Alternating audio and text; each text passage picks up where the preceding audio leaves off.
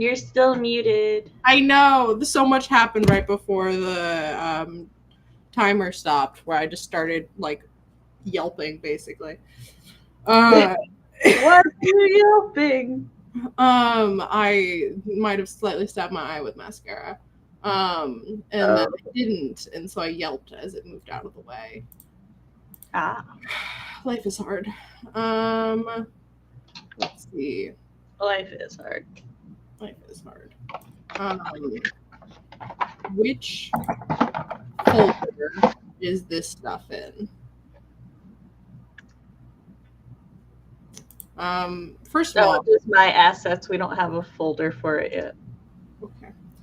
Hello and welcome to our book talk for the Grandmaster of Demonic Cultivation, also known as Mo Dao Zu Shi, adapted into the critically acclaimed. I feel like it would be critically acclaimed. The smashing success. What does it say on the back of my book? It just says the live action drama. Anyways, the live action drama, The Untamed. I have read this series and watched most of the show, both shows. And I am introducing my dear friend Sam to the series, which is what our book talk thing is all about. One of us likes the book and shows it to the person to get them also to like it. It's a real fun method of forcing each other to read things we love. Yes. I am going to post on my channel a funky little poll to see if people I need to do that too. Have watched it or read it. I did open up your stream, not mine. And I was like, why can't I make a poll?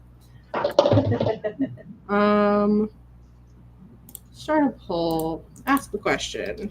Have you read? I was about to open it up on your channel and not mine. That just would have been funny. It's because we show up on each other's front pages. At least that's why I went to the front page. I also clicked mine off the front page. Look at us supporting each other in the algorithm. Yeah. And then immediately clicked off again. The bouncing step. Sadly, Rowan shall not be joining us today because they have training for work. So we can't have our sit-in translator present with us. So y'all are going to have to sit through us butchering a lot of names with respect, as much as we can to not butcher, but there will be some slicing and dicing. Sadly. Like, even the things I know how to pronounce are not going to be 100% correct because I have a strong American accent. So I have a couple where I'm like, in my head, I know the sounds are here, but by the time they get to here, they are all wrong. Well, and some of it is that, like, by the time you are a certain age, you actually lose the ability to hear and produce certain sounds that you were not already introduced to. So I know that's going to be part of it, is that even when, like, even if we hear it pronounced 100% correctly, we don't actually hear the correct pronunciation. So that's, after I learned that, I stopped stressing about, like, exactly replicating, because I'm like, even if it sounds to me like I'm exactly replicating certain languages to a native speaker, no. So I'm like, I'm going to do my best with my little American accent, and that is all anybody can ask of me. That's all anyone can ask you. Also, just so everybody knows, I've decided that whenever we read a cultivation, I shall just be the Grandmaster of Hylian Cultivation, and this is the makeup. I love how big his ear is. It's the Hero of Ages and the Triforce. Yeah, amazing. I wanted to wear this sweater, so I guess I will be representing, actually it has some gold on it, so I'm going to be representing specifically my boy Jinling. Not either of those sex, just my boy. My little brat, who I love very much. So, I kind of already explained what this stream is. Sorry, Sam. These usually the opposite person's little. It is what it is. But for people who don't know, well, first of all, today will contain lots of spoilers. And here's where the spoilers start. Grandmaster of Demonic Cultivation is originally a web series or a web novel that was published by Seven Seas Entertainment, and we get the English translation, which is divided into 5 volumes. I'm fairly certain. The 5th volume is extras, but the rest is the main plot. For this stream, we read volume 1, which follows the main character, Wei Wuxian. After 13 years after his death, he wakes up in the body of a perceived to be insane young man who forcefully summoned him back to like possess his body, but it's not a possession because the body was a forceful possession, which makes it not. He exchanged his body. Yeah, he exchanged and destroyed his immortal soul so that Wei Wuxian would get yoinked into his body and could get revenge on his shitty relatives. The shitty relatives are the Mo family. They are a minor noble family, and they are in fact very shitty. Wei Wuxian is also known as the Yiling Patriarch, who we hear lots of rumbling and rumors about being this awful devil-like character that was all the good cultivation sects like banded together to destroy and kill. And so now we follow Wei Wuxian in this new body. He's trying to figure out why he's here, but in exchange for getting the body, he has to enact Mo Zanyu's revenge, but he doesn't know what the revenge is because he did not leave notes. The child left lots of notes, lots of very detailed notes. We got the whole backstory of the entire family, but no detail. Leave the important notes done. I forgot about that. And so Wei Wuxian has to ends up not having to do anything, as one of his old inventions ends up calling in a really powerful arm, which is like a fierce ghost, fierce corpse kind of thing, and kills all the people that did Mo Zanyu any harm. So rip, except not, because they sucked. During this, there are juniors, young teenagers from the Lan sect, who are kind of nice. They're my boys, at least. And Wei Wuxian steps in to help as this fierce corpse arm is a bit too much for them. But end of the day is saved by Hagunjun. This is a thing where I'm like, in my brain, I know how to say it, and then it's not coming to my mouth. Also known as Lan Zhan and Lan Vanji. Funeral boy, as Sam calls him. It's not my fault. At this, Wei Wuxian dips. I'm going to speed up this retelling because I realize I'm going in way too much detail. He tries to avoid everything from his past, fails terribly as he stumbles across his nephew, Jinling, which he doesn't realize it's his nephew at first, and then discovers it's his nephew on multiple different angles, including the body he's in and his previous life. There's a whole cursed or deformed deity on a mountain. He helps the kids with it, or they would die, just like all the adults who are kind of assholes around are dying. He uses his demonic cultivation, which uses resentful energy instead of spiritual energy, which is all the good guys use spiritual energy. And the demonic cultivation uses resentful energy made by fierce corpses or like ghosts and their grudges and everything. And this is very taboo, but he uses it, and in doing so, everyone's like, hey, you're not supposed to do that. And they think that his brother, adopted brother, Jiang Cheng, which I will be calling JC from now on, JC rolls up and is like, "Your way, Wuxia," and he's like, "Ha, no, I'm not." And then uses a magical artifact to see if he's possessed. It doesn't work because he's not possessed. And then our funeral boy shows up and goes, "Mine," and basically sweeps Wei Wuxian back to Gusu, which is where the Lan cultivation sect is.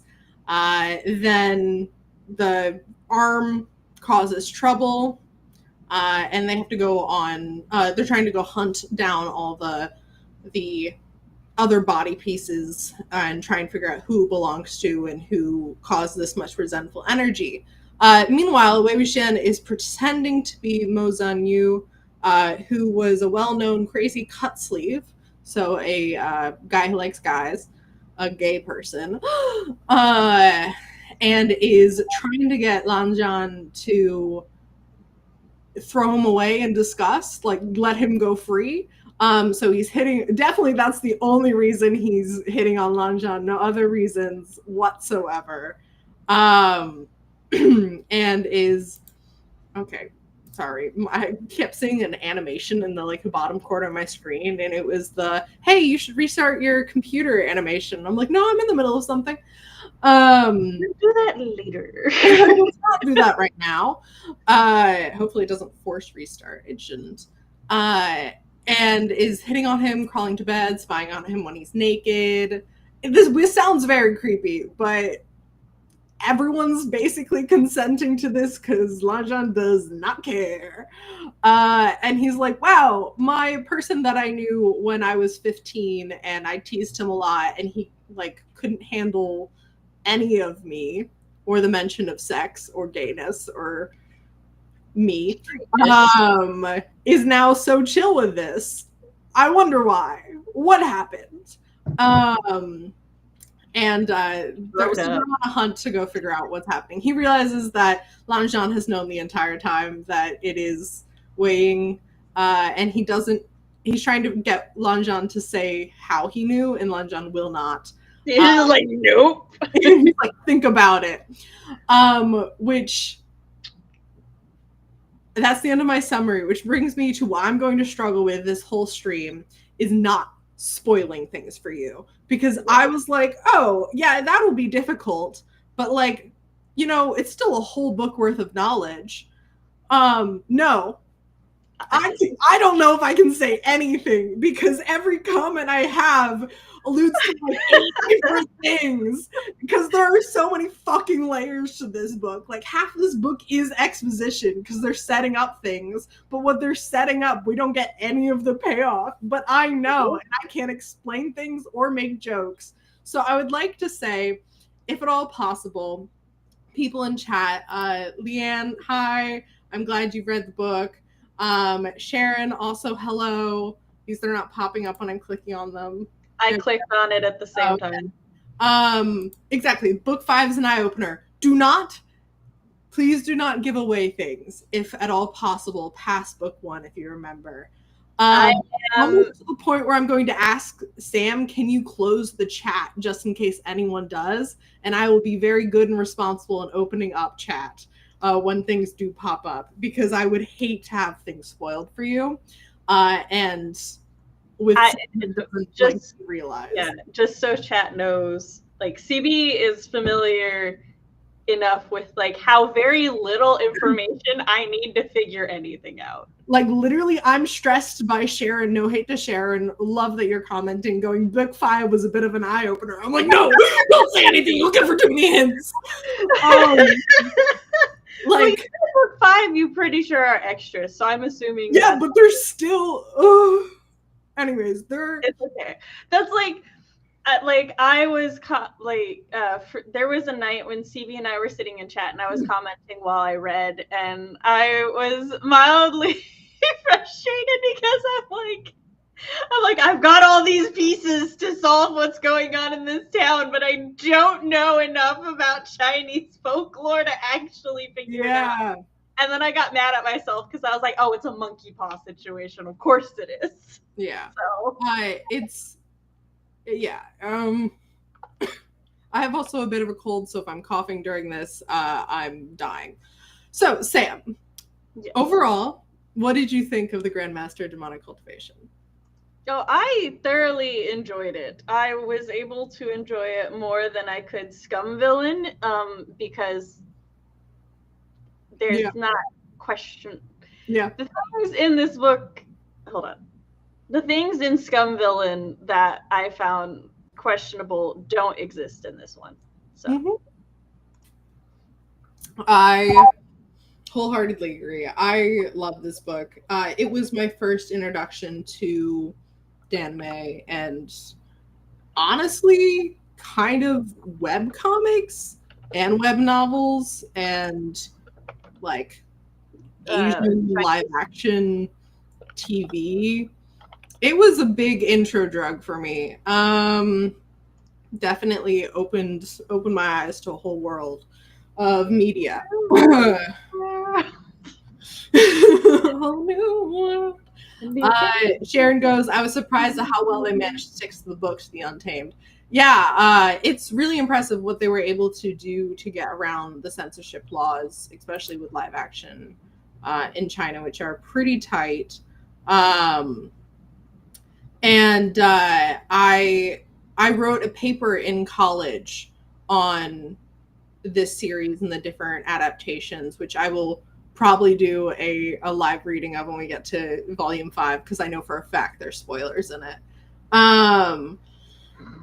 That I handed in to Carl Sagan's son, who was my professor. Which he was like, wow, this sounds really interesting. I think I'll check it out. And I'm like, please do. I need that for my soul. And my 8th grade teacher's weird obsession with Carl Sagan. Leanne goes, I tried explaining one character storyline to my sister, and she thought I explained all 5 volumes. Yeah. It's so complicated. Grandmaster is a Danmei gateway drug, 100%. I'd like to hear that paper, CB. I will stick around, and you'll get to.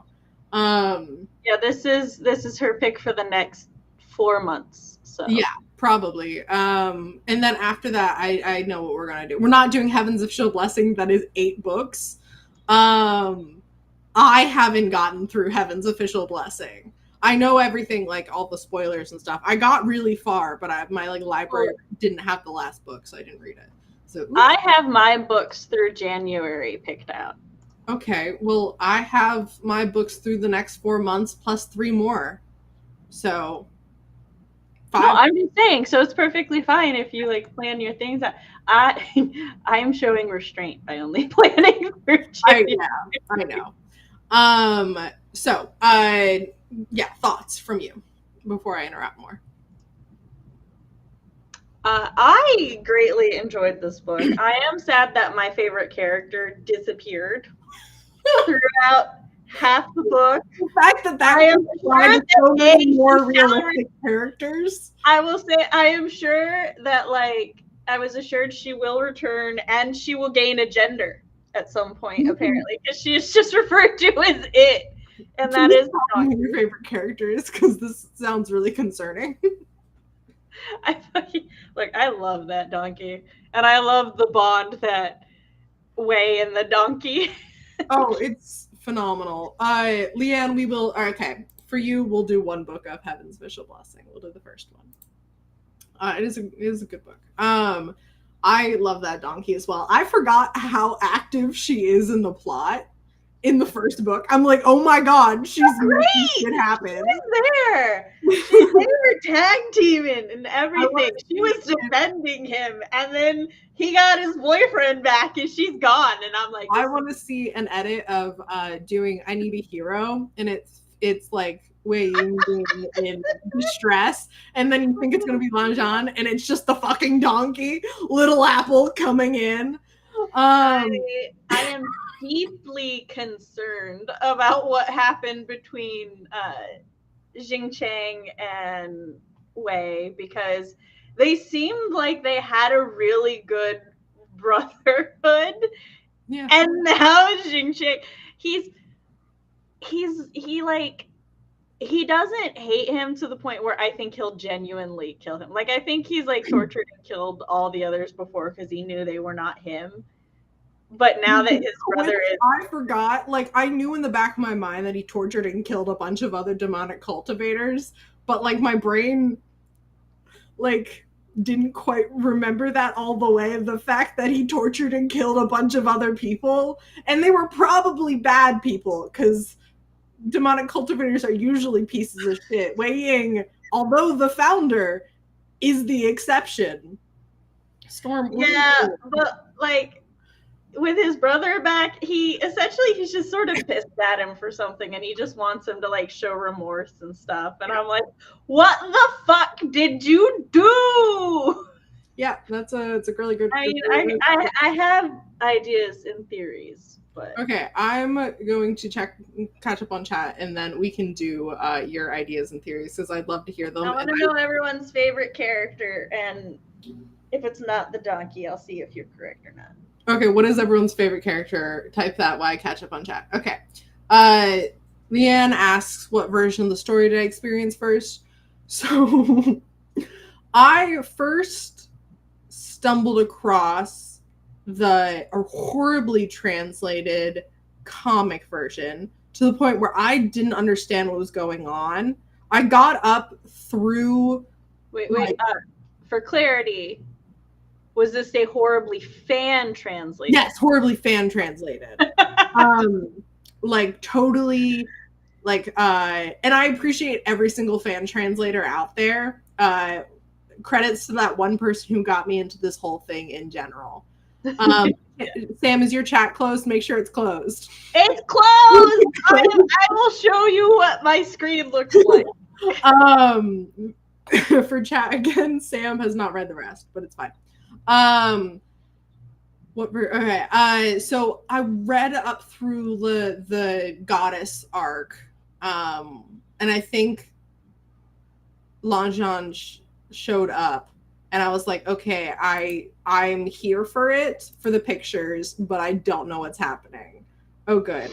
And so I Googled it, and then found out it was not an anime, but an animated show, a donghua, I think is the Chinese phrase for it, and a book and stuff. But I was like, I'm gonna go watch the show. So I watched the show, I think. I watched the animated one through what they had a season 1, which covers... Sam will understand this, and it's not spoilery, don't worry. But it covers the beginning, like, that the book goes up to before it goes to the first flashback. But it enters the first flashback and does all of the flashbacks for the entire series just in a row. You don't get to go back to the present for, like, 20 episodes. And I was like, what? I was a dual timeline. That's not how those work. Yeah, so they weren't doing like cutting back and forth like the book and other like every other adaptation of it does. They just went like full send on it. And then they like plopped you back where they where they're like laying on top of each other, and it was like, have fun. And I'm like, what?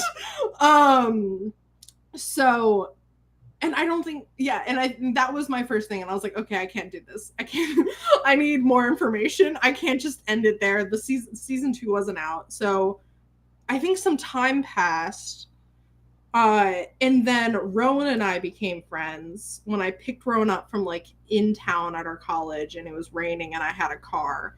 And we went back to one of like the college common buildings, and Rowan put on the live action The Untamed. And I was like, hold on, this seems really familiar. Like, I know what's gonna happen next, except gayer. And so Rowan was like, yes, you do, and like opened my eyes. And so then I read the novels. And at that point, I don't think they were officially translated. So it was a fan translation of the novels, which was fantastic. And like I listened to a fan done audiobook version of it, and it was delightful. So that was my first experience with it for that really long-winded question. But thank you. We're getting love for Little Apple. MNM,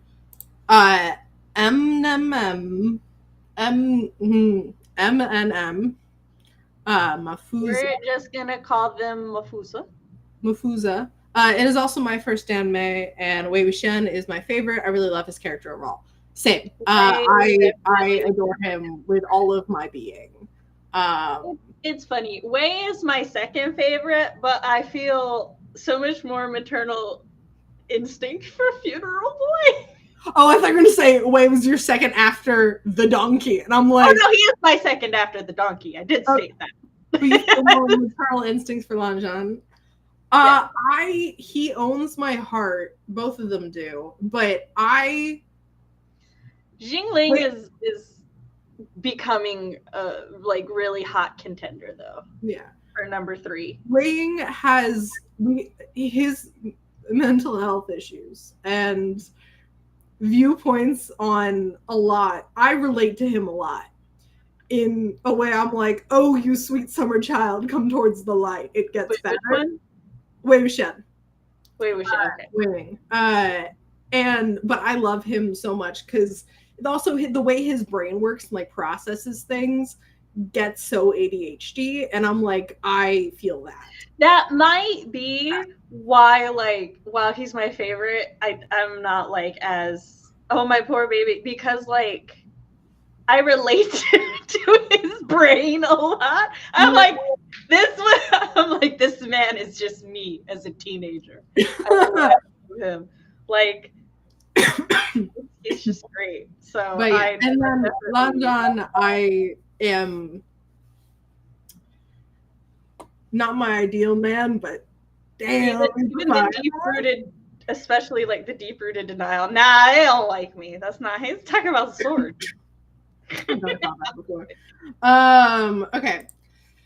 Sharon is currently on episode 27 of the 4th rewatch. I'm guessing you're talking about Untamed. I have no memory of what's happening by episode. I think there's only 40 episodes total, but honestly, go off. I am going to say the next thing. I'm not going to comment on it. No, I'm not pulling it up. Sharon, I'm seeing who your favorite character is, and I just want to say, wow. I know that's not a rare opinion, but it's one I cannot relate to. And assume there's not a character from book 1. What? It's not a character from book 1. It's a character that it has been mentioned in book 1, but is not the end of their being mentioned. Well, if they were mentioned, who are they? I'm not telling you. But you said they were mentioned. Yeah. I can hear a name. But I don't want you to think know that they come back. Oh, okay. That this person comes back and does anything worthy of being someone's favorite character. I do want to put it out there that I think the ripped apart body is that missing guy that they think killed the Qing family. Zhao Jingchen.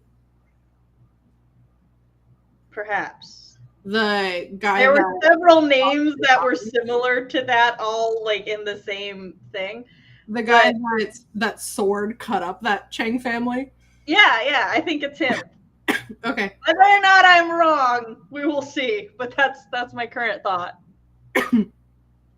Leanne says, I describe Wei Wuxian as if Voldemort was an impish chaos goblin and a good person.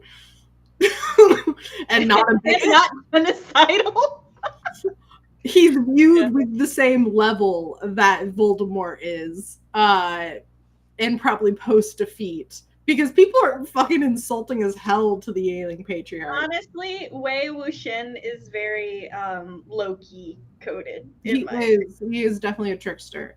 Or a mischievous. An impish chaos gremlin.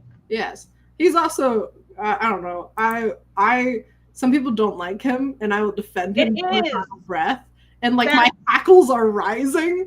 Like you're not even saying anything, but I'm just like. So okay, hold on. To answer Leanne in more detail, so my mom really loves light novels and Dawn Maze and like the thing. So like my mom had me as a teenager, and thus I like to say that now all of her children are grown up. She entered her teenage years once my baby sister moved out, because that's when my mom got into anime and a bunch of other stuff, and it was like really cute because she'd like tell me, she's like, oh, I found this, but like she would watch the live actions first and then watch the anime they're based on. So you know, she would be like, oh, I found this anime, it's like, or I found this like live action, it's based on this manga called Hanakimi, have you heard of it? Meanwhile, I own up to volume 23 over in the corner. I'm like, damn, I heard of it. Yeah. So, and my mom is a voracious reader, and also discovered like Wattpad and other websites and stuff. So she tells me about a lot of Danmei and light novels, but like because I don't know the characters or have context, a lot of it just kind of goes in one ear, out the other. Yeah. And so my mom told me about Untamed, and she was telling, you know, a lot of things. I'm really hoping that nothing my mother said has stuck in my subconscious. I'm hoping so too. But I don't know. Between the live action and the actual book, they did change story. Yeah, because the thing is that like that's why I don't like spoilers, or that's why I don't like hearing about things that I think I'm going to watch or read at some point, because even the littlest detail can stick in my subconscious and then I'll remember it. And my mom has told me, like, she'll be like, oh, I watched Unchained, I watched this version and that version, and then she'll tell me the differences. Yeah. But I'm hoping that my daughter ambivalence of, oh, I'm just humoring my mother was enough of a shield. I've also talked to you about Grandmaster before. Yes. However, it was funny because my mom like told me about Untamed, and then CB told me about Grandmaster, and then at some point I was like, wait a second, these sound like the same thing, and they were. But this is my first time experiencing it for myself. Yes. And like the other thing that may help me is my mother to this day is not 100% certain she fully understands the story of Grandmaster because of how many names everybody has. Yeah. So she's not 100% certain she understands which character is which. And like, I totally get that. Yeah. Because like, there are points when I have to stop and I have to be like, okay, this character is this. And I am far more familiar with the naming systems of Asian cultures than my mother is, and I still get tripped up. So yeah. Leanne, I saw most of the live action before I realized it was a book. I'd wish I got into the book blind. Yeah, I can see that. I'm here on my lunch break, just so you know. I only have 32 more minutes. We will try and entertain you for those 32 minutes. I'm skipping your next comment because I don't want to give Sam anything. I appreciate this as much as I give you the. Hello, Emma Bradford. I love this book. So do I. Sharon, I don't know what 50 means. So we're moving past it. Episodes. 50 episodes. Damn. Okay, thank you. Damn, go you. Kronos Sato, I'm so happy I found others who read this book. Oh, yes, I love this book. We did a whole series on Scum Villain. Scum Villain. We did the full thing.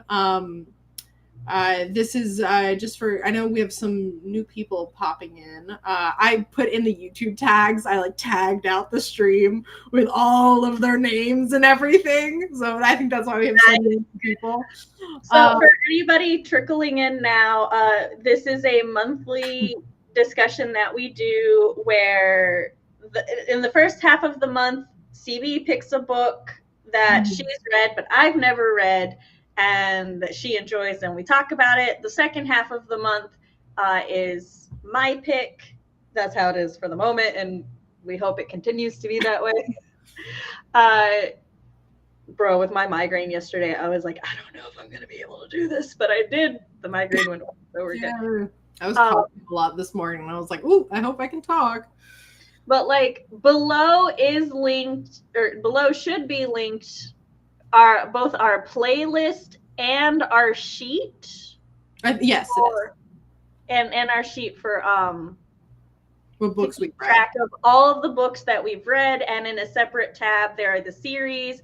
That way you can kind of look at either the books we've read, or if you're just interested in one series, you can go to those tabs and see how far down in the series we've gotten. That is all Sam's organizational skills. I have to make a note on Dark Hunters that it will be continued sporadically. Okay, Leanne goes, I meant wait, Shan is Voldemort in the way of the world views him. Yes. I describe the story always with the story of Jinling's uncles. Honestly, literally every character is Jinling's uncle. There's got to be more uncles that pop up, because right now he only has 2. Well, no, 3. Yeah, there are more uncles, and some people you've met that you don't know are uncles yet. Oh, fair enough. It's very hard for me to keep track of the... There are so many names thrown at you in this book. I was reading, like, they were telling me the story of the Qing family, and there was, like, the Jin patriarch was doing things, and I was like, I thought he was a good guy. I thought we were rooting for him. And then it was like, and then he died, and this one took over and fixed the reputation. I was like, motherfuckers, and their names being 2 letters different. Yeah. So Jin Dongchen is the dad who died in the orgy. Jin, I'm forgetting his second syllable. The one that ends in Yao is the one that's currently the head. Chat will have to learn to adjust to my nicknames for everybody. Yeah. Well, I know his like disgraceful death man. His man who died in orgy, and then Meng Yao is his personal name, and that's what he is in my head because there's too many syllables in his fancy name, and his mastery of dark magic.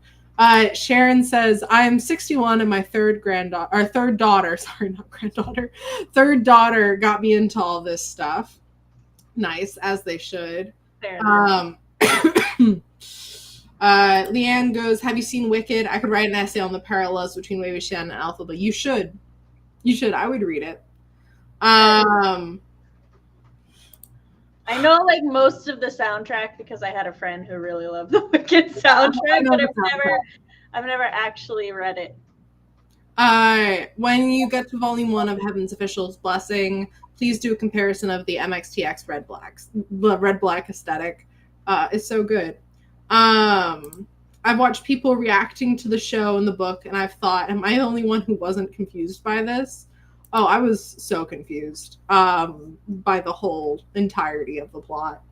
Everyone I was confused. Yeah. If that helps. I don't think Rowan was, but that because Rowan's actively was studying Chinese the time, so knew all of the naming conventions, so kept it more sorted in their mind. So I want to go back to a previous point. We've caught up on chat that you mentioned. Do you have theories about where it is heading? Yes, I do. Well, first I'm going to say Emma's favorite character is the new Jin sect leader is Meng Yao, Jinggang Yao, which is the... Yeah, and the old one had like an extra NG, I think. I believe you. The shitty one died. You would hate that. So your theories. Well, just so you know, I don't know if I have theories so much as I just have a guess. Okay. I'm going to keep my face like Lan Wangji and not react. Like funeral boy. Sorry, this went missing and I just reached down and found it. I'm very bad at this. So firstly, I think that, that body that was ripped apart is oh boy who was his mom's martial brother, right? Yeah, who was born after him. I didn't realize that. I thought Zhao Xingchen was older than him like this entire time. Well, martial siblings can be like 8 generations apart. Yeah, I knew that, but just in the TV show, this is spoiler free. In the TV show, instead of having it be a story where we get Lan Zhan talks about Zhao Xingchen. I really hope I'm not butchering these names to like a grading point in people's ears. Yeah. It actually twists it so the two Zhao Xingchen and Song whatever, his like best friend that he was traveling with, and the Xiang arc, they meet them when they're like 15. They like run into them at one point instead of having it be like, let's tell this story after the fact. So I was like, oh, he was, an adult or a teenager traveling around the same time Wei Wuxian was. And then I'm reading this and I'm like, no, he's actively considerably younger than Wei Wuxian.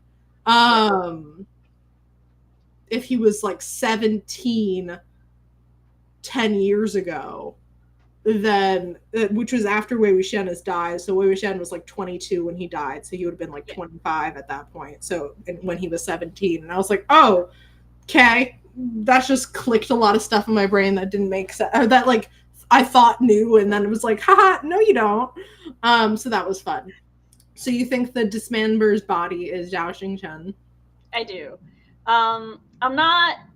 I don't have a strong guess as to who's behind everything, but my theory right now, as far as that goes, is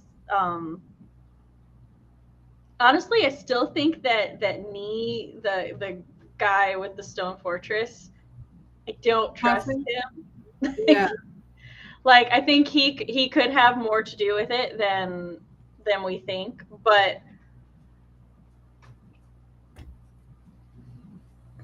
I feel like if I had a stronger grasp on all of the names, I would have a stronger theory as to who was actually guilty.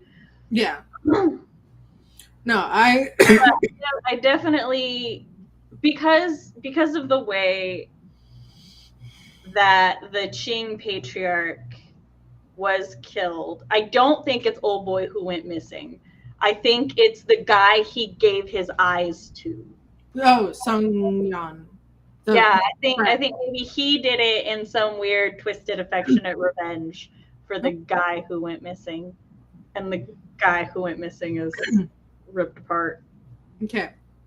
Also, there's some questionable math I just want to throw out there, because they were like, they are collecting his body parts, and the narrative is like, yeah, we've got 1 arm, 1 torso, and 2 legs. So these 3 parts of his body, and I'm like, they put the legs together. I think they're counting as one because they collected the legs at the same time. That's so I could understand if they were like, so the 3 bags contain, but I'm like, no, your 2 legs, there's still two. Those are different parts of the body, unless they're like, we get them slightly joined at the junk. Which so I don't think like the hips down. Yeah, but I don't think that was. I think I don't listen. I know the horse thing that pulled this guy apart. No, the legs should not be connected, because like the way the horse thing works is they like tie.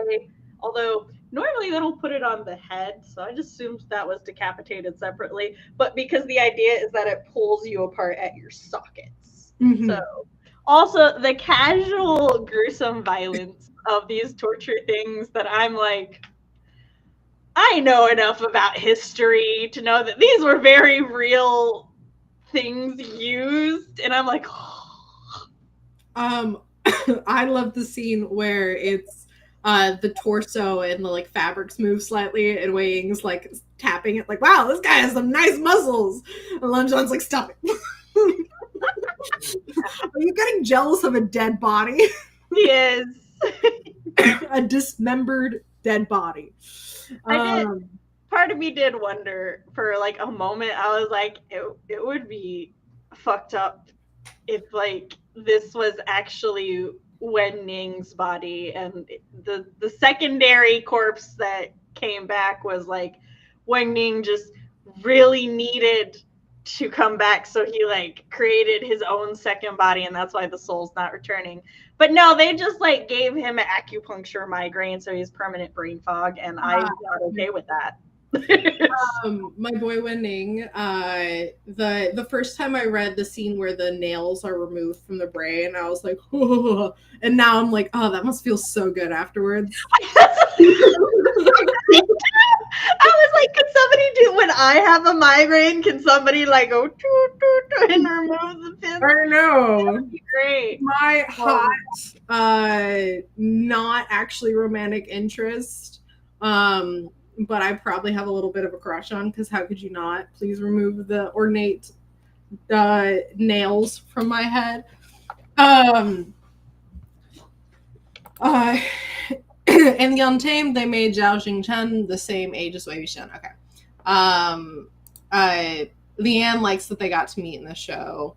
Also, I am one of my other things is like, I want to know how Wen Ning, and no, I don't actually want anybody to tell me. I'm just saying I want to know how Wen Ning and Wei Wuxian like met, and why he's so undyingly loyal to him that he broke away from his imprisoners or from his captors post mortem, and because like the Wen clan, that's the, when we're getting the backstory of the Qing clan, we're also getting the backstory of the Wen clan, and it does not escape me that is Wen Ning's clan. Yeah. So, but like the narrative just does not mention that, and I'm like, excuse you, I'm not missing this fact. You're not getting past me. There's tension here. So once again, it's like I see the clues. I'm collecting the clues, but I don't. But like, you're like, I have no idea what picture they're forming, but I have a bag of them. I'm coloring the picture, and it does not help that I had a piercing migraine. So there are probably little things that I would normally have picked up on that I just. It's the worst book to read with brain fog, because you're like, I have no idea what's happening on a good day. I think damn tear.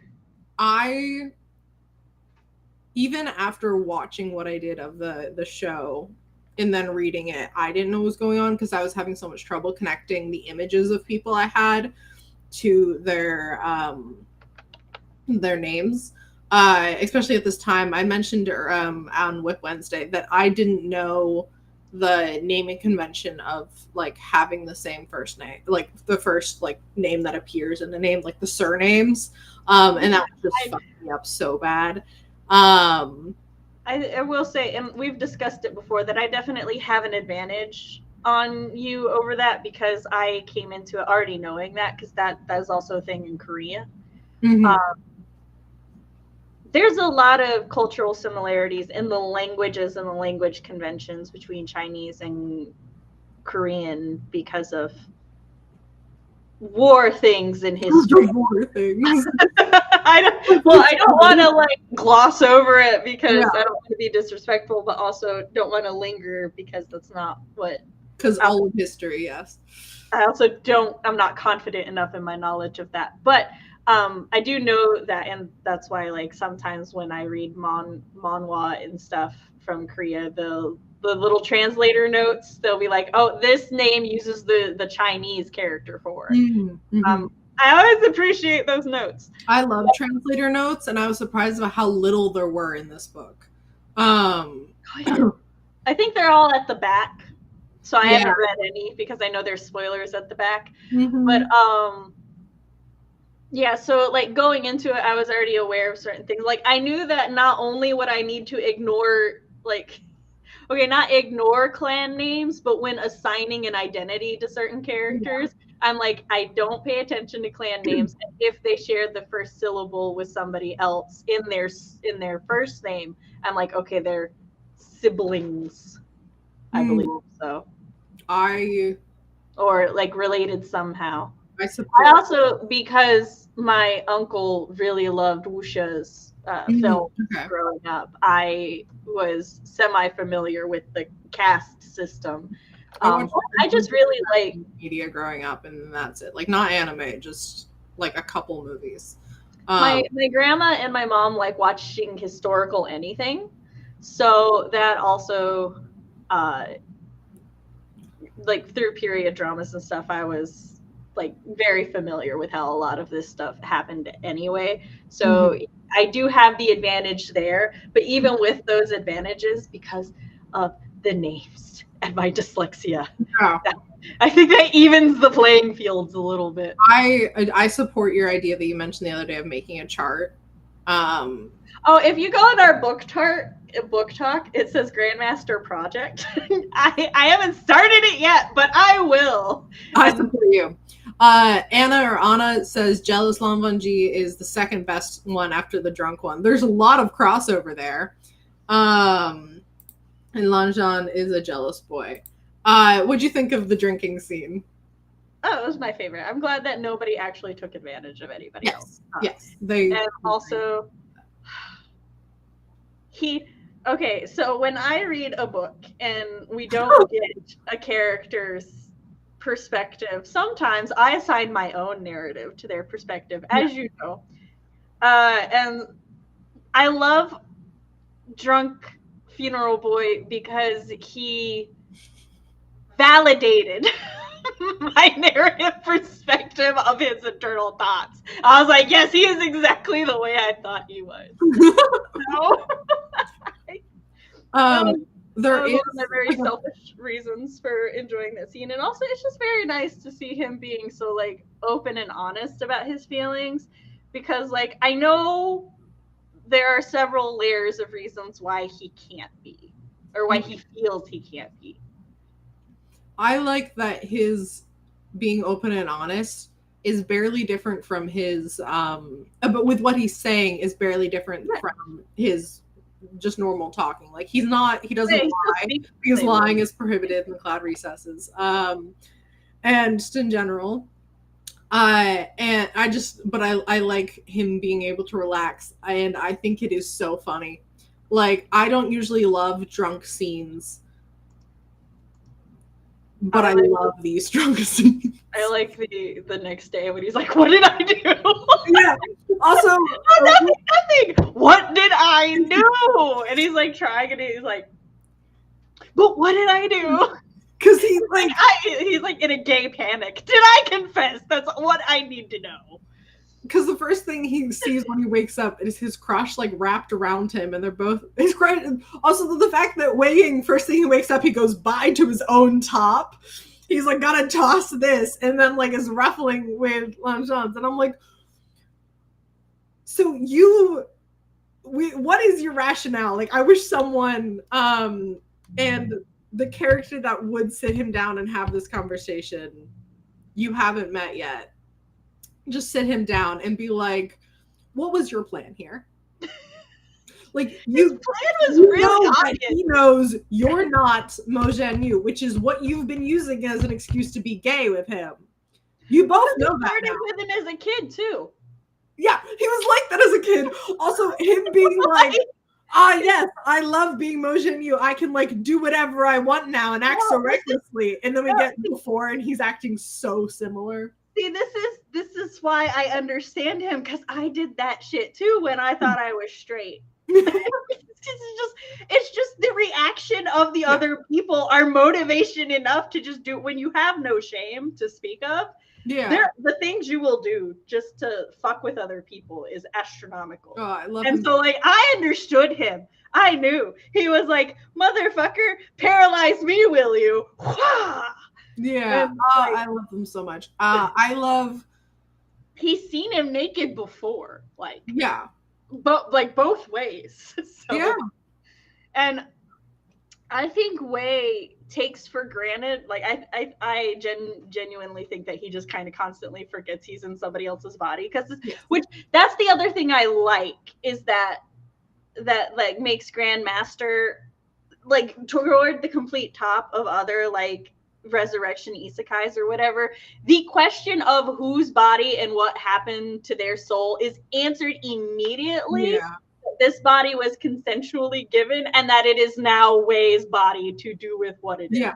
So because of that, I think like part of him just sort of constantly forgets That's not his body. it's not him because it's his body now. And then like sometimes he's kind of reminded. He's like, oh right, this is a new body.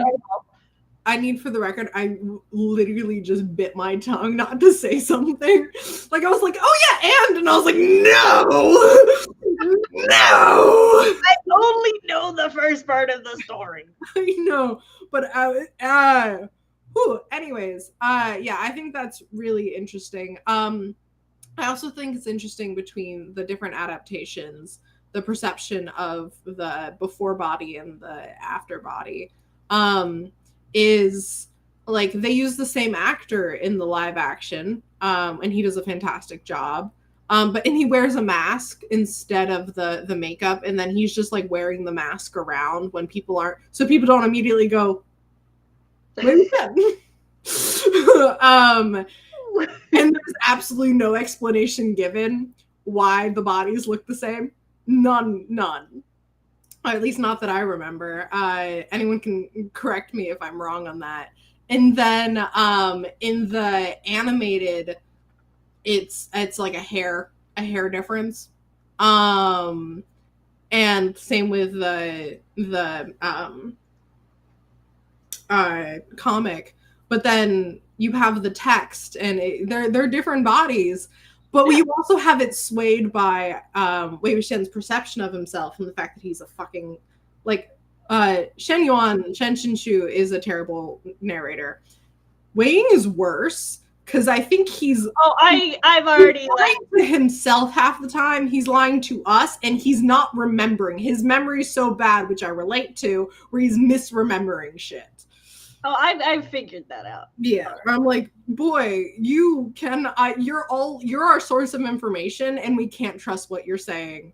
And I love that because it's a fantastic like writing style, but it also adds another layer of what the fuck's going on to the novel. It's fine. It's so fun. But the fact that according to the text, he and Lanzhan in their original bodies had like a centimeter height difference, and now it's a whole 5 centimeters, which is not that much. It's like this much. Yet in all of the art within the book, they are like a head shorter, and like all of the like when they describe their bodies interacting, like not in a sexual way, but like even the first scene, he backs up and his head thunks into. Oh yeah, no, he's and I'm like, you are lying about your new height. You are lying about it. Like, I can't tell if you're just like not perceiving reality, or you're just like, no, I'm only 5 centimeters shorter than him now. And in his defense, a lot of writers just.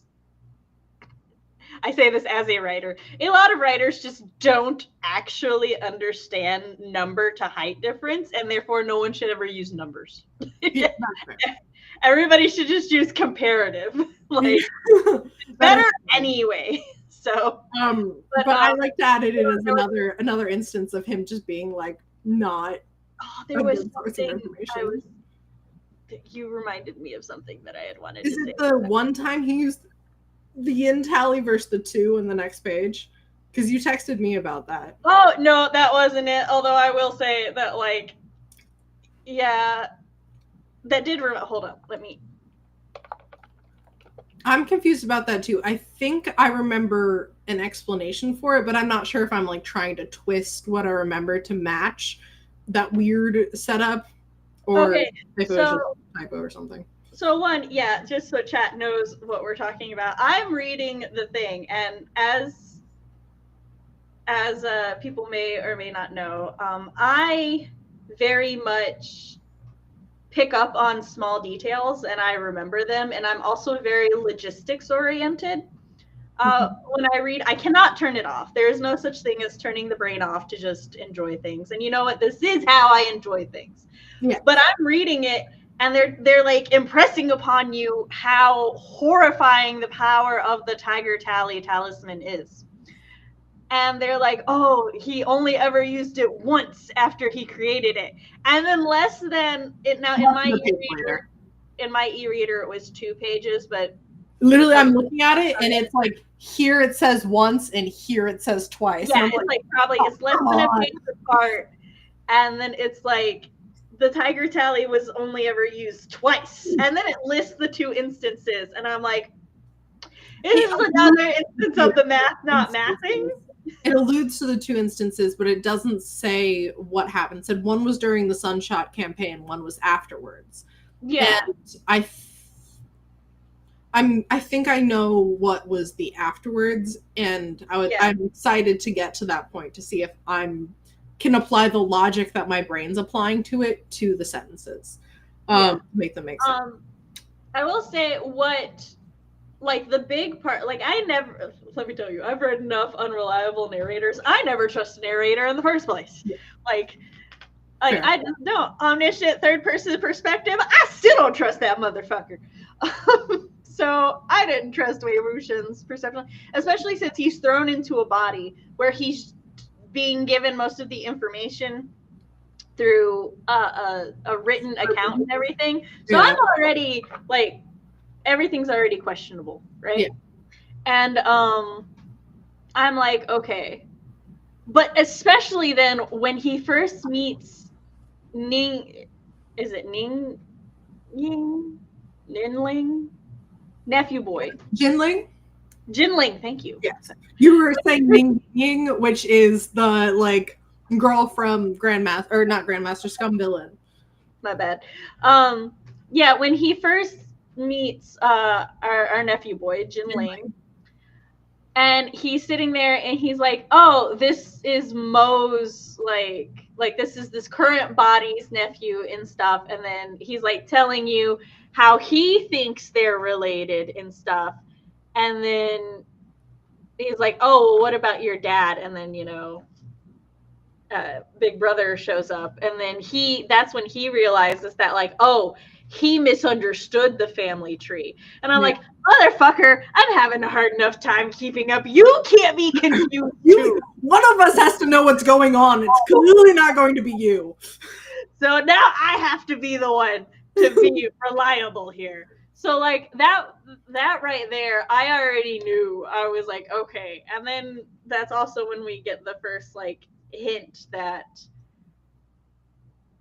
a lot of things happened that he is responsible for, either directly or indirectly, that he's not okay with, despite how nonchalant he wants us to believe he is about his past. Yeah. And so I'm like, I'm here for this trauma. Yeah. So like I already know this boy's fucked up. Like that right there was confirmation, set, sealed, and everything. And I'm like, this boy. Also, Wen Ning right now is currently the saddest sad boy. Yes. His entire body, like his whole thing, he's just sad. He has been waiting for his master to return while being tortured and migrained to hell and back. And now he's confused and he keeps being smacked by like his master's husband. I love the fact that like he just goes and when Ning's like, I don't know what's going on, My head I hurts. don't want to go away, but also I don't want to keep getting smacked either. And like, Wei's all like, "Oh man, he used to be like a berserker, and now he's just there." I'm like, he's too depressed to be angry right now, Wei. Yeah. Also, the fact that Lanzhan could like still completely annihilate him, even though he's drunk. He could probably annihilate him even. Yeah, he could annihilate him even more annihilating now. It's been like exactly. Yeah, it's how old is okay. Nidling? So, now how old is the nephew? The nephew is freshly 15. Okay, so yeah, it's been like a decade and a half almost. It's been 13 years. He was dead for 13 years. So we actually have covered time within this novel that is not clearly stated. Hold on. If the nephew is only 13 or is 15 and he's only been dead. No, wait, hold on. Never mind. My dyslexia reversed some things to where like my dyslexia made it as if like he's been dead 15 years and the nephew is 13, but no, it says he's like, oh, he's going to turn 15 this year, and then later in the book it's like he's 15 now, and I'm like, we sped up time. Yeah, like my perception that Wei may have held him as a baby remains intact.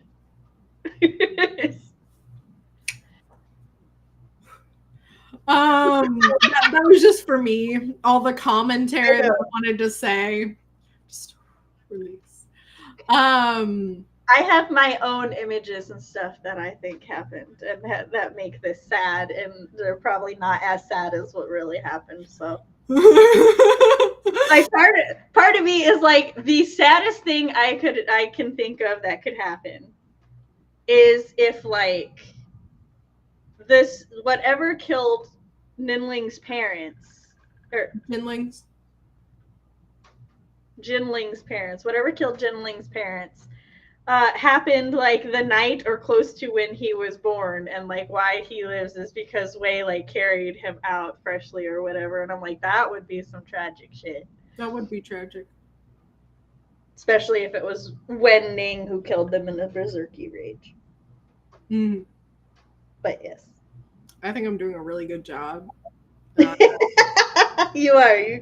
You're giving nothing away, and you're good. There are in fact tears brimming in my eyes. But you can't tell what you said that made that happen. I can't. And it could just be me thinking about what actually happened. It could be. Leanne would like to point out that Wei Wuxian is the big brother. He's older than Jing Shang. Jing Shang, I don't think we ever said he was younger, but I call Jing Shang big brother. No, little brother. Baby brother, which he is so baby brother. In my opinion. I call him big brother not because I think he is older than Wei, but because he was put in the position of responsibility over Wei.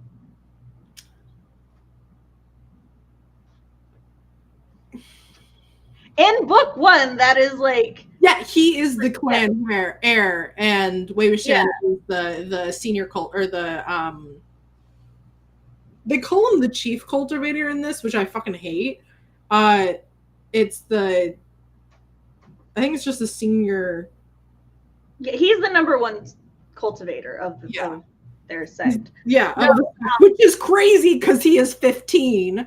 I'm like, what happened? Where are all the fucking adults? Is he just better than all of them? And he answers yes.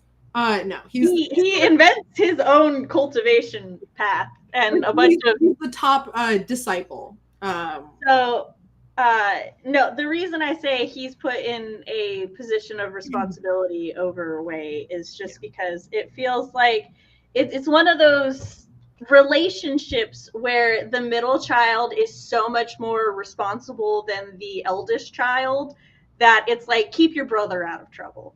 And I think part of it, we get that in the scene where where Wei Wuxian punches Jin Zhuan, his sister's fiance, the peacock.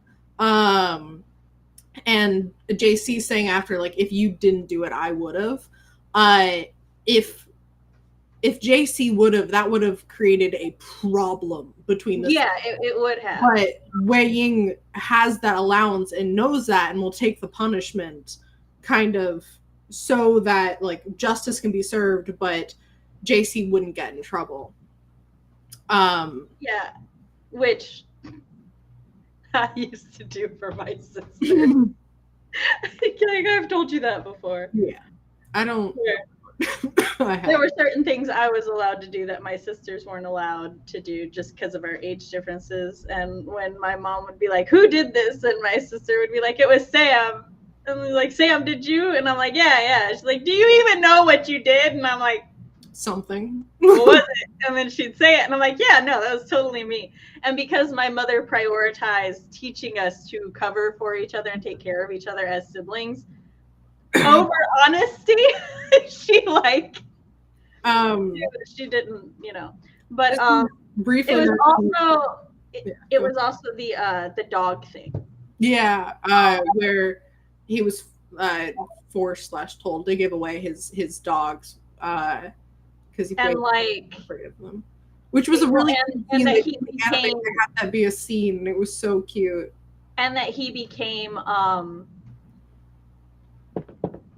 his protector and his shield. Yeah, away from dog.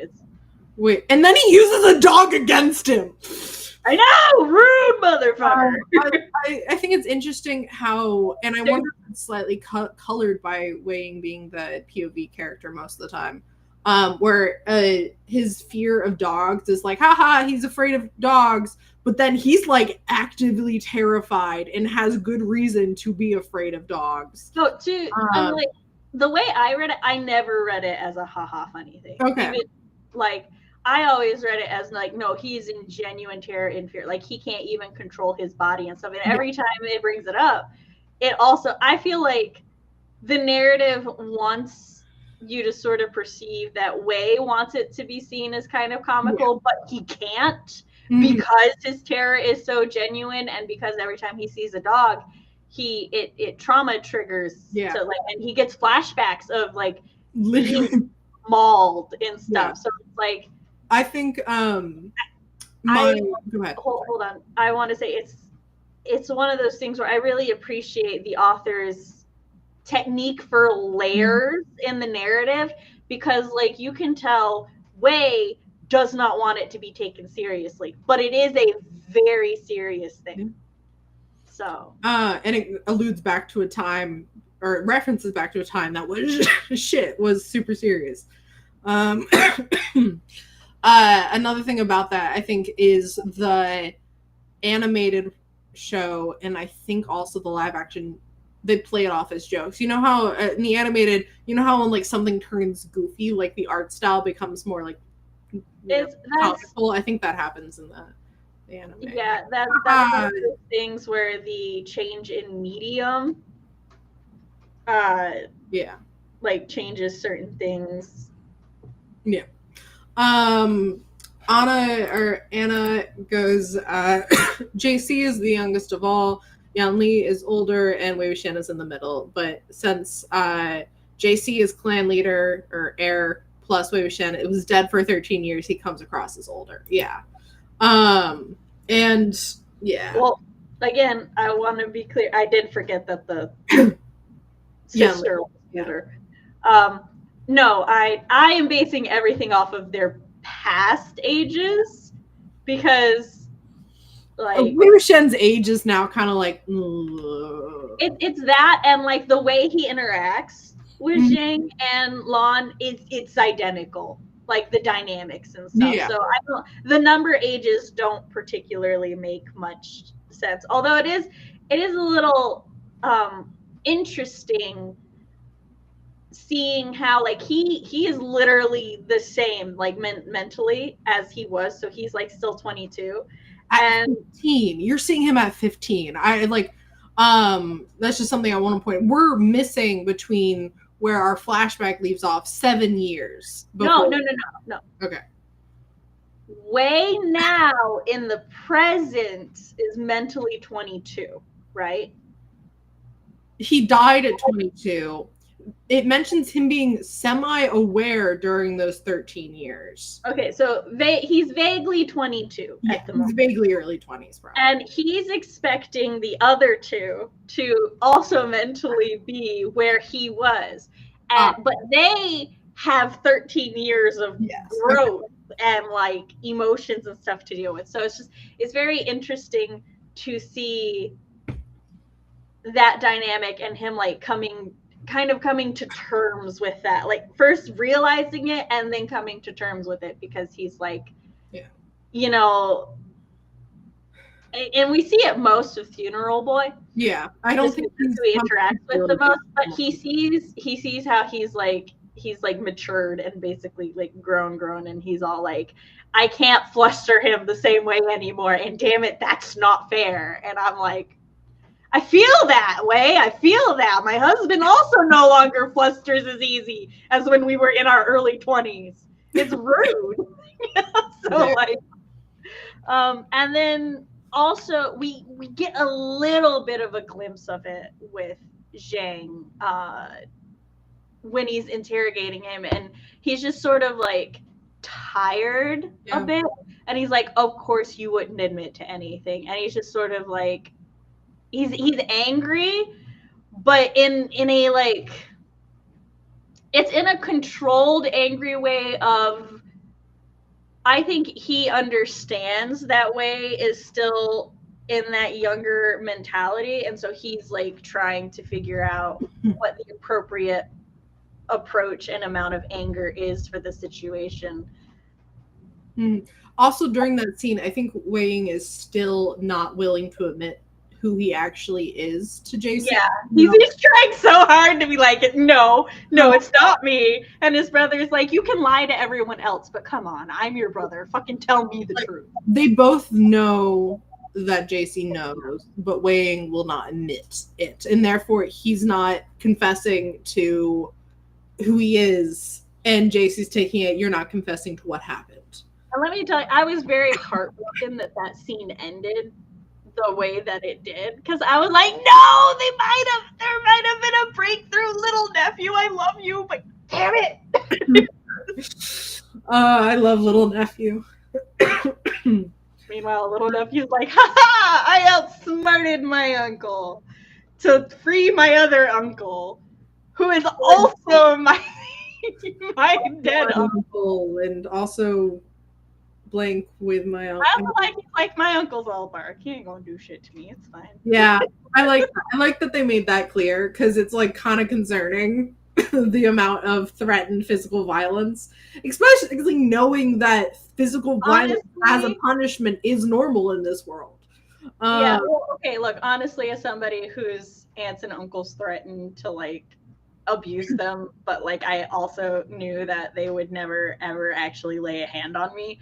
The way that he was so unconcerned and talking back to his uncle, I was like, his uncle's never done anything. I knew that. He's never done anything. So I'm convey in this family. This person that is so violent towards anyone he suspects to be like a demonic cultivator, and then we see the corporal punishment that happens to the children just for the horrible offense of stepping outside the wall in the lawn set. Well, but that wasn't the same clan. Yes. I'm just saying within the world. Having like establishing like, hey, this person shows violence, and in this world violence happens towards children, and then have this person who does violence threatening a child, and then it'd be like, hey, no, that's not happening here. Anna goes, I think Zhang Cheng was just in his core missing his big brother and wanted Wei Wuxian to come to him, and he was angry he didn't. Yeah, 100%. That's the feeling. It's the feeling like, which is up to this point, or up to that scene when he drags him away, we're like told that he's currently like essentially hunting his brother down to kill him for whatever he did, right? and that he's like really angry and stuff. But then he drags him, like, when there is irrefutable evidence that this is his brother reborn, he doesn't confront him in front of everyone. Yeah. He doesn't actually get violent. I mean, not like, okay. Not So hold on. I interpret violence two ways in a world like this. There's familial violence, and then there's aggro violence. Yeah. Which, not okay, but it's like one of those things where it's like, this is how the world was built, right? There's the familial violence done, and then there's the, oh no, this is like angry, scary violence. And like the familial violence would be like dragging them away by their shirt collar, you know, stuff like that. Yeah. And so and that's what he does. And then he like gets a room and he like interrogates him all by himself. Yeah. And for me, I'm like, this is the point where it's like, that is his brother, and we are about to see like his real feelings on the matter. Yeah. Right. And he very much, and like when he has the teacup, he throws it on a wall, not at Wei Wuxian. Yeah, not at his brother. Yeah. And it's like, I was going somewhere and you interrupted me. Sorry, familial violence. No. Oh, and it's very much like he straight up says to him, you know, like, you can pretend to anybody else, like, but just tell me. And it's basically like, we were brothers. Like, I want you to trust me again. I want to be your brother again. And like he's like, it's an olive branch. He's like, we can be a family again, because he's like accepted and moved forward enough, but he also needs there to be some level of consequences. He needs his brother to like admit his guilt and basically show remorse for what he did. That's all he's asking. He just wants him to like be sorry about it. And like the one thing that he can definitively call him out on, regardless of whether or not he admits to being Wei, is the thing that he said to Jinling, right? And he's like, you said that about our sister, essentially. Yes. Right, the thing you said about our sister. And like that's the one thing that he can definitely go, you did this. Yeah. And you need to like say you're sorry. I don't think that if Wei Wuxian in that moment apologized, they would have like reconciliated. Obviously it would have helped, but I definitely think it's going to take more than that kind of thing. Yeah, no, I'm not saying it's a one apology fixes all. Yeah, I don't think JC is ready to forgive. But yeah. Or can, but I don't want to say more than that. But I like your take on it. Like, to be clear, it's not a one apology fixes all. It's a desperate reaching out of, give me a reason for the first step to be taken. Yeah. Right? Because he's that desperate to have his brother back. I have run out of cough drops, so I'm not long for this stream.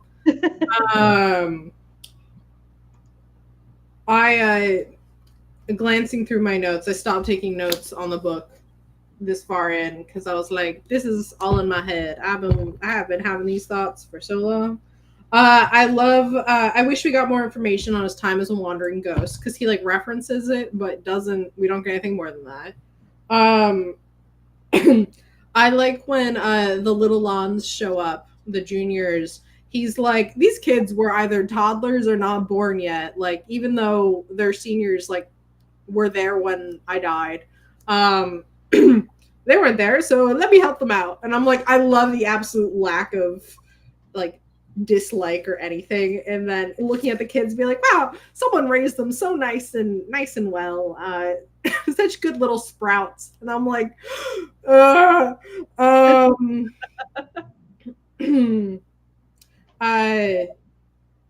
I can't say that. He has a lot of the way he talks about his actions as the Yiling patriarch and the way people view it versus what actually happens is so fluid. Like he'll switch between like, yeah, I murdered thousands of innocent people, to be like, hey, I didn't do any bloodshed that wasn't deserved. And I'm like, you are, yeah. Yes, I'm big and scary and shit. Don't accuse me of things I didn't do. Mm-hmm. Within the world building of the world, I'm curious about the role of cultivation stacks in government and law enforcement. Like the mundane people seem to like really impressed by the concept of flying on swords, which is like a junior thing that you can do. And then, like, during the Mo Manor, one of the little lawns yelled, we'll arrest whoever runs. And I'm like, do you have the power to arrest people? Do you have prison systems? What? From my understanding of the way things are set up, each cultivation clan has a section that is technically under their rule, similar to like how feudal lords worked. Mm-hmm. And some clans police their area better than other clans. So I do think that they technically have the authority to arrest anybody within their jurisdiction. When I text you about translators, I was getting frustrated with the cloud recesses versus Gusu versus Kai town. Because the way in my head it was like the cloud recesses are the actual like where everyone lives that does cultivation. Gusu is the area, and then Kai town is like a town. I thought it was at the foot of the mountain, but they were like Gusu town at the foot of the mountain. I'm like, what the fuck are you talking about? What is this town? Because in all like fan fiction and stuff, when they go down to the town at the bottom of the mountain, it's the Kai town, which is 6 miles away, according to this. Which they're flying on swords. It's you know, wee. But I was just like Gusu City or Gusu Town or whatever. I was like, what the fuck are you talking about?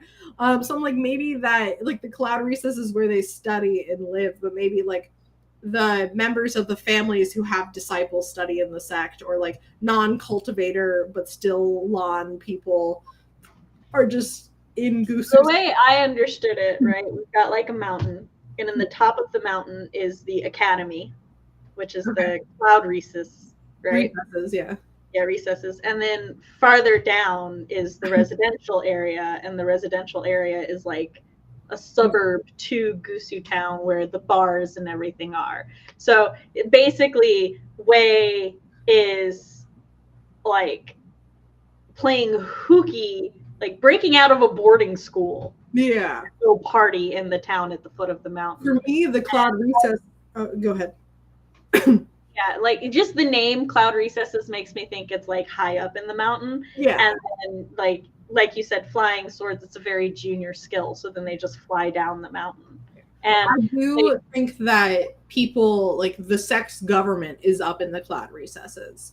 I do, most likely because they're probably cultivators. Yes. So, but I think, yeah, I guess like the people that do your laundry probably don't live in the cloud recesses. No, probably.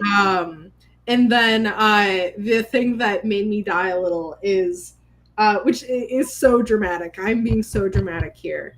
The name of the houses, like Lanzhan's house, they're like the Elegance house or whatever. I'm like, fuck that. That's called the Jingxi. Like, there is a name like throughout all of the stuff I've ever, like the fan fiction stuff, his house is referred to as the Jingxi.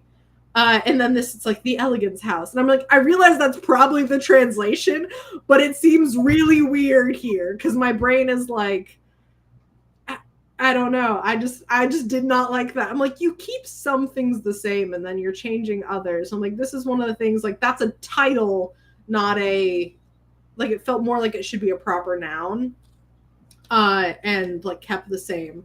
But I don't know. But it was just fucking me up every time they mentioned it. I'm like, where is this place? I think translating the house names and stuff is a better thing when you're localizing for a foreign audience, because like people are already having to learn to keep track of all the different names and personal titles. That's fair, yeah. That like like in the grand scheme of things, that's a very It is so small, but it like Elegance House is a lot. Reading. Also translating it to Elegance House kind of gives us a better feel of how their houses are titled than Jinshi House does, because Jinshi doesn't like mean anything to us, but Elegance House means something to us. It just having it as when I hear Elegance House or like something like that, I think more of like a tea house or a brothel or something like that. And I'm like, no, that's very like American centric, because like that is like you said, it's probably the literal translation. Yeah. And like that, I do know for a fact that that's like how a lot of the houses and stuff in Chinese palaces. Yeah. Having a house be named is already weird enough in my American brain. And then having a house be named actual English words that have meanings, I'm like, no, that's weird. Make it American. But you don't want to make it American. You want to make it Chinese. No, don't make it American. Fuck America. I have a lot of thoughts in my head, guys. But yeah, I saw a TikTok. Like what? I said, do we need to catch up on chat, or is chat? I know chat's just listen to this. Yeah. I can't look, which is why I asked. I know you cannot look. I saw a TikTok a few days before I started my reread, so a few days ago.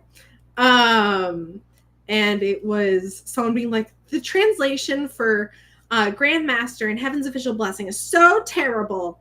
And I was like, I'm here again crying over the scum villain erasure. Because if you want a bad translation, not a bad translation, but a misleading translation. Yeah, if you're going to judge a translation, why couldn't you just grab the third? There's a trinity. It's just grab the other work. It was probably translated, if not by the same person, by the same team or something. And I think this translation is much better than the scum villain translation. With like either that or the fans were very forgiving when they translated. Yeah.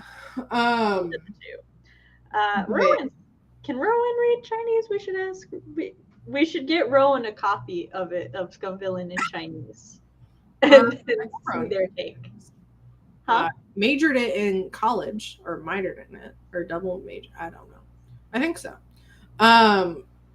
But yeah, I enjoyed reading again. I did skim some of the more lore dump things because I'm like, I know all of this. I'm skimming. I wanted to skim some of them, but they are definitely like this information skimming. Even though they should not be skimmed for plot. They do so much people talking about what happened. And I'm like, wow, I'm surprised this book is so popular as it is purely because of that reason, because how much that's a turnoff for so many people for a book. But I guess it's like different. I have a sense that like it's more prevalent in this style of book or in. Hold on, let me tell you, it's kind of funny reading a book like this, because I'm like, yes, another info dump, or another like even more info dumping.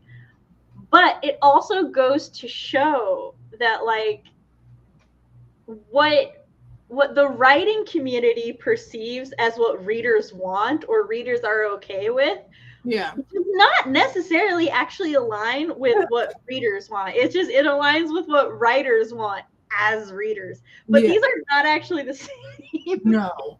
It's like because I'm reading it and I'm like, you get to certain parts and it's like, oh, the writing community would hate this part. Yeah. The writing community would call this part out so bad. For me, I'm just like, I don't need to be told the same thing 3 different ways consecutively. But love some reminders here and there.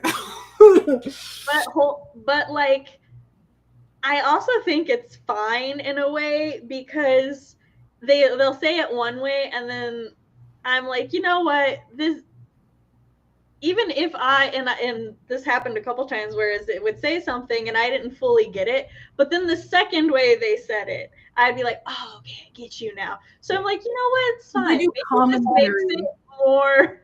Yeah, they do commentary on the exposition, and the exposition they're saying is still a story, rather than just being like saying fun facts. Anna says, for my non-native speaker brain, the translation was fine. It was easy to understand. Non-native to English, I assume, from that comment. But yeah, so as long as it works for people. I was shocked. I did not remember that we don't get to see their first meeting ever. We hear about it. And like in this book or just in general? I don't think ever. Like, we have Wei Ying tell his brother and oh yeah, because he was like, yeah, no, I met him. But I'm like, the fact that we don't get to see their first meeting is fucking wild, because in all the other adaptations it's like a big scene because it's, you know, visual and it's usually beautiful, but the fact that they're basing those scenes off of like a couple lines of Wei Wuxian being like, yeah, we met, we ended up fighting, I drank one of my things of wine in front of him and he broke my other one. Rude. I paid for that. And like, that's it. And I'm like, oh my god. Very happy that they did show it in other adaptations, because I think it's an important scene. It's interesting that we only get his perspective on it, but I'm just like, damn, I wonder if it's one of the extras. Sorry, I'm just interrupting myself, but that would be a unsurprising thing to be in an extra. It'd be fun if it was from Lan Zhan's point of view.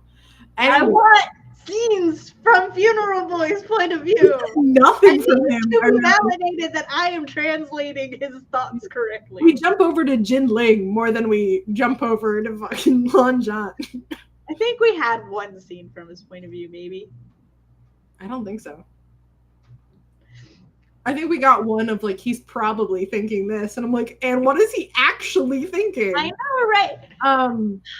Because like, I know more and I can guess, but and we're given a lot on the page just from like, I don't know, he's extremely emotive in his act of emoting.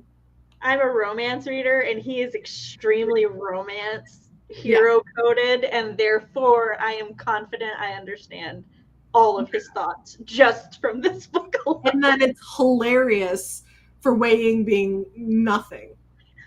To being yeah, there's literally a part where it says that he's like looking down at Wei like through his eyelashes and stuff, and I'm like, that was the part I messaged you. I was like, I need his perspective, because Wei Ying is just like being like, you know, out there and like just himself and prattling on about something, and it just describes like Lan is just kind of like watching him, and I'm like, oh, this is a moment where he's sitting there just being grateful that he has him back, and just like the scene where Wei Ying is like talking, like Lan Zhan is drunk and he's like, and what about this? And he goes, mine. And then Wei Ying is like,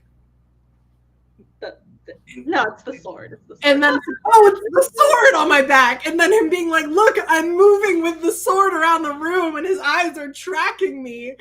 And then he grabs my wrist and pulls me forward for the sword as the sword clatters to the floor. And I'm like, how did you know it was me? It's bedtime. It's bedtime.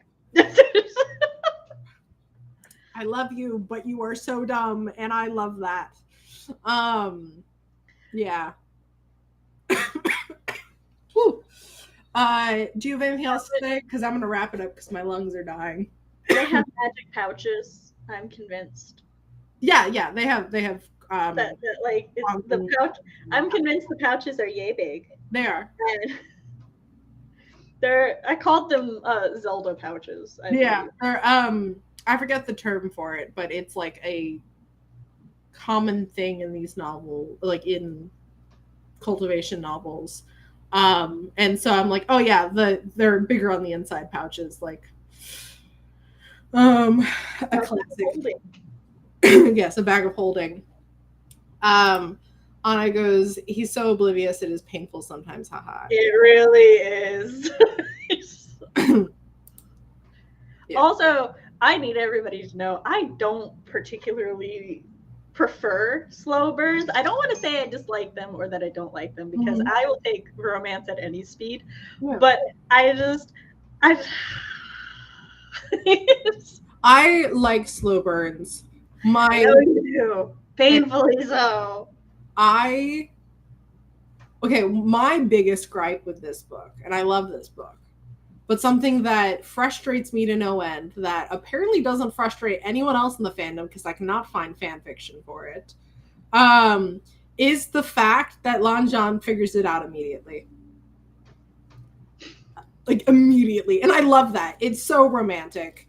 I'm not saying how, because fuck you. You're gonna have to wait to figure it out. Or see if you figure it out before Wei figures it out. But I love secret identities. That's, like, literally one of my favorite tropes. And it just, there is none. There is no secret identity between them. And I love it in the other half my heart. But the half my heart that wants that, like, sneaky angstiness is so sad. But it's fine. But it's not. If you are a fan fiction writer, please write me some fan fiction where Lan Zhan doesn't realize it immediately, or at least they try and come up with some actual lie to convince everyone else that isn't being. So that's so currently I like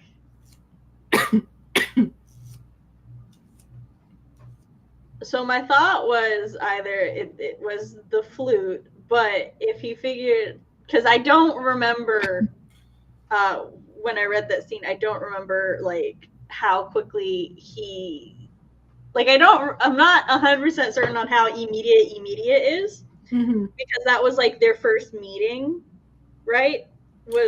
Yeah, well, it was their third appearance of Lan Zhan in the novel, because the first one is he shows up on the rooftop with the arm, but Wei doesn't even look at him then. And then the second time is when he shows up with the juniors and reveals that he cut all the nets. Yeah, so like I feel that he figured it out on Dauphin Mountain. So, and then it's the scene with he shows up when he's playing the flute. Yeah, so I think that, like, definitively I knew that he had even if he had only suspected, that confirmed it for him just because of the way he, like, reacted to him playing the flute.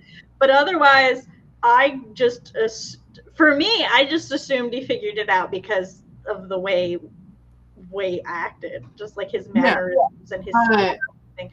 Because especially the more we see of younger Wei, I'm like, when you love somebody deeply, you can recognize them, like, just from the smallest fucking thing.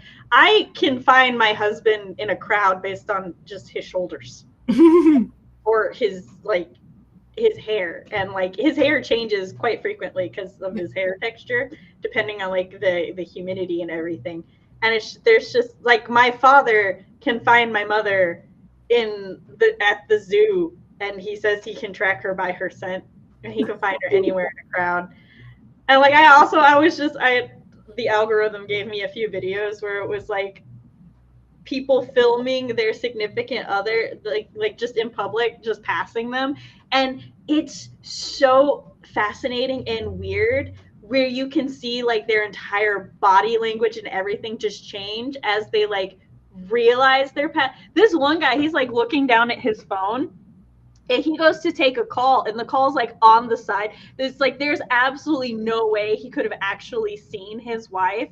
But the moment they like kind of pass, he sort of like stops, and you can tell he sees something wrong, and he like looks over. So for me, yeah, he like looks over. He got so excited too. He was like, "Baby!" It's like, "Why are you here?" So it's like, it's one of those things where for me, I'm like, it really could have just been the way he was standing. Like, it could have been something that fucking small. It's just like, this is a completely different body, but the way he's standing, or the way he smirked, or the way he smiled, or something just so small like that would have made Funeral Boy be like, wait a second. And then him using the flute. I don't even think it was him summoning Wenning, just like the way he held the flute or the way he played the flute or something like that would have been enough for him to be like, this is my wife.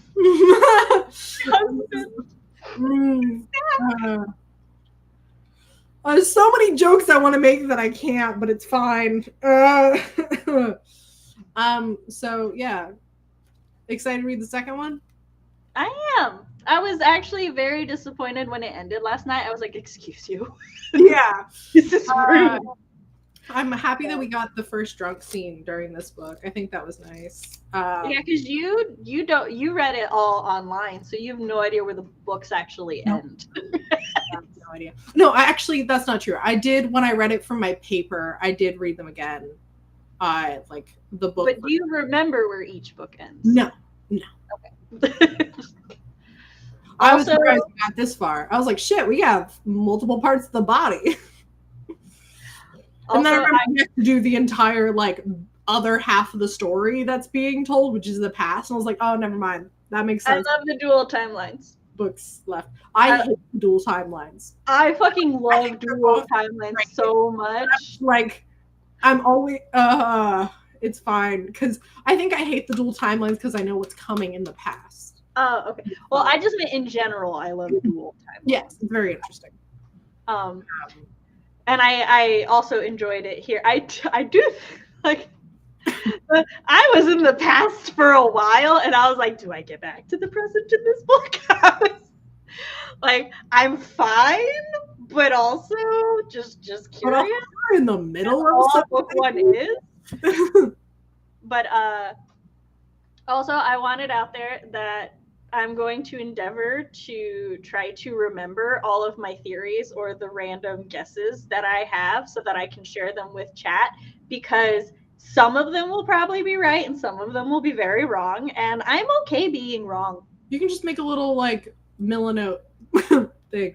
Rowan! What I need a notebook. Hi, Rowan! We're just wrapping up.